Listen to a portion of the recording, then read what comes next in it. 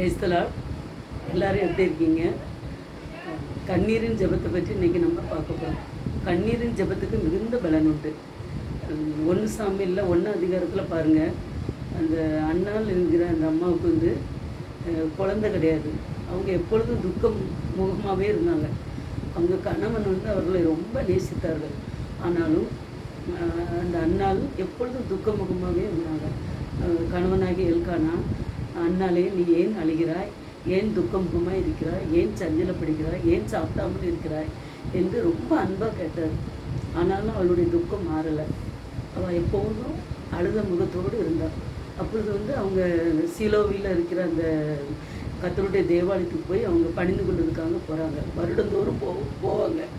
அப்போ அங்கே போயிருக்கும்போது அன்னாள் என்ன செய்தால், கர்த்தருடைய சந்நிதியில் போய் மிகுந்த மனம் கசந்து மிகவும் அழுது கர்த்தருடைய சந்நிதியில் விண்ணப்பம் பண்ணுதான். அவளுடைய இருதயத்துக்குள்ளே அவள் பேசுகிறாள். அவள் உதடு மட்டும் அசைது, ஆனால் அவள் வாயிலோட சத்தமும் வரல. அவ்வளவு மிகவும் மனம் கசந்து தேவனுடைய சந்நிதியில் அவளுடைய கண்ணீரை ஃபுல்லாக அவள் கொட்டுகிறாள். அப்பொழுது அவள் ஒரு பொருத்தனை பண்ணி கர்த்தரிடத்தில், எனக்கு ஒரு ஆண் குழந்தை நீ தருவீரானால் நான் அதை வாழ்நாள், அது உயிரோடு இருக்கும் நாள் வரைக்கும் உன்னுடைய ஊழியத்துக்குண்டே நான் ஒப்பு கொடுப்பேன், இப்படி ஆலயத்தில் கொண்டு வந்து விட்டு விடுவேன் என்று பொருத்தனை பண்ணுகிறாள். அப்பொழுது அந்த ஆலயத்தில் இருக்கிற அந்த ஏலியா ஆசாரியர் வந்து அண்ணாளுடைய அந்த கண்ணீரையும் அந்த அழுத முகத்தையும் பார்த்து அவள் உதடு மட்டும் அசைது ரொம்ப நேரம் அவள் மனங்கசந்து உதடு மட்டும் அசைஞ்சிக்கிட்டு இருக்கு. அப்பொழுது அந்த ஏலி என்ன நினைக்காருன்னா, இவள் ஒருவேளை குடித்து வெறித்திருப்பாளோ, அதனால தான் இப்படி ரொம்ப நேரமாக அப்படி புலம்பிக்கிட்டு இருக்கா அப்படின்னு நினச்சிட்டு வந்து அந்த அண்ணாள்கிட்ட வந்து சொல்கிறாரு, நீ எவ்வளோ நேரம் குடித்து வெறித்திருப்பாய் அப்படின்னு கேட்காரு. இதுதான் உலக பிரகாரமான மனிதனுடைய எண்ணங்கள் இருக்கும். இப்போ நம்ம கூட உலக பிரகாரமாக கூட நம்ம எப்போவுமே அழுது நம்முடைய கஷ்டங்களை சொல்லக்கூடாது. அவங்ககிட்ட சொல்லுறதை விட நம்ம தேவனிடத்தில் நம்ம மனம் கசந்து நம்ம சொல்லும்போது அது நிச்சயமாக நமக்கு பதில் கிடைக்கும். அப்போ அந்த ஏலிகிட்ட வந்து அவள் சொல்லுதா, அப்போ எனக்கு வந்து குழந்தை இல்லை, அதனால தான் ஐயா நான் குடிக்கலை, நான் அப்படியே நான் ஜோம் பண்ணியிருந்தேன், கற்றுக்கு சன்னதியில் என்னுடைய துக்கங்களை எல்லாம் நான் சொன்னேன் அப்படின்னு சொன்னான். அப்பொழுது அந்த ஆசாரியனாகி ஏலி சொல்கிறார், சமாதானத்தோடைய போ, கர்த்தர் உன்னை ஆசீர்வதிப்பார், நீ உன்னுடைய வேண்டுதலாம் நிறைவேறும் அப்படின்னு சொல்கிறார். உடனே அவள் வீட்டுக்கு போகிறா. கர்த்தர் அவளை நினைத்தருளினார். உடனே அவளுக்கு வந்து அந்த மறுவருடம் அவள் அந்த ஆலயத்துக்கு போகிறப்படி ஒரு ஆண் குழந்தை பெற்றெடுக்காள். அவள் தேவனுக்கு எப்படி பொருத்தனை பண்ணினாலோ அதே போல் கர்த்தருடைய சந்நிதியில் கொண்டு விடுவாள். பார்த்தீங்களா, அண்ணனுடைய அந்த கண்ணீரின் ஜெபம் கேட்டுச்சா?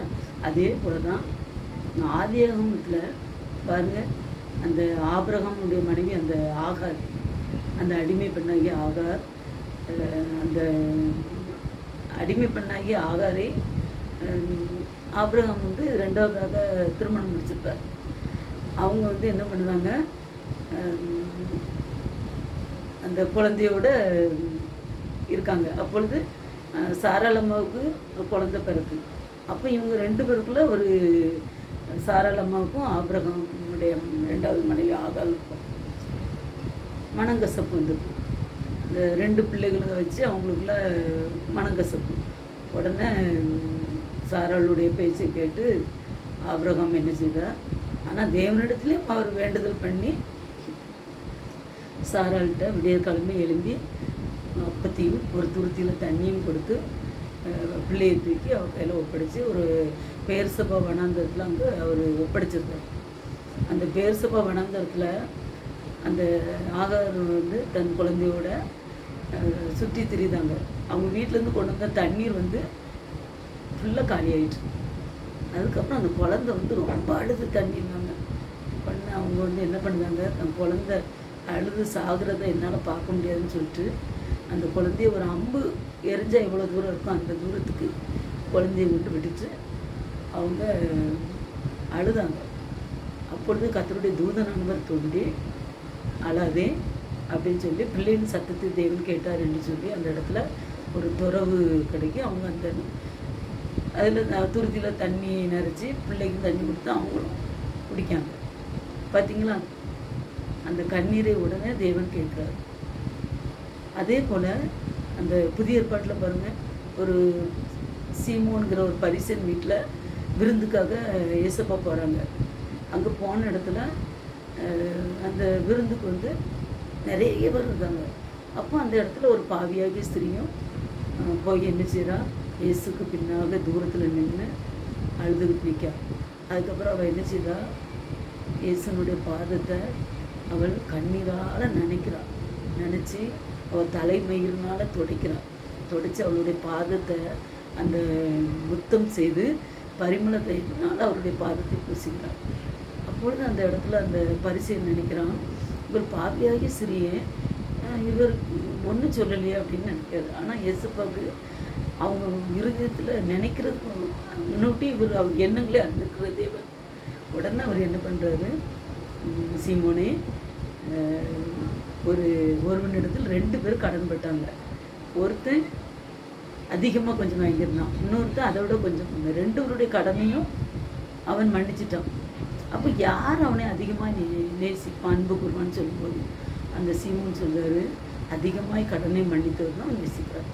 ஆமாம், அதே போல தான் குறைந்த பாவங்களை மன்னிக்க விட அதிக பாவத்தை மன்னிக்கிறது மேலே அதிக பாவத்தை மன்னித்ததுனால அவளுக்கு அதிக பாசம், அன்பு அப்படின்னு சொல்லி அந்த ஸ்திரீனுடைய பாவத்தை மன்னிக்கிறார். பார்த்தீங்களா, அவளுடைய அழுகையின் கண்ணீர் பாவத்திலேருந்து அவளுக்கு ரட்சிப்பு கிடைத்தது. அப்படிதாங்க நாமும் என்ன செய்யணும், நம்முடைய கண்ணீரை தேவனுடைய பாதத்தில் விடணும். கர்த்தருடைய பாதத்தில் நம்ம விடும்போது அது நிச்சயம் நமக்கு பலன் கிடைக்கும். அந்த கண்ணீரோடு விதைக்கிறவர்கள் கம்பீரத்தோடு அறுப்பார்கள். அப்படி தானே, நம்ம கண்ணீரோடு அவங்க விதைப்பாங்க, ஆனால் அறுவடை பண்ணும்போது அவங்களுக்கு எவ்வளோ மகிழ்ச்சி இருக்கும் பார்த்தீங்களா. அதே போல் தான் நம்ம கண்ணீர் வந்து விடுகிற ஒவ்வொரு துளி கண்ணீரும் பரலோக ராஜ்யத்தில் ஒரு துருத்தியில் வைக்கப்படணும்.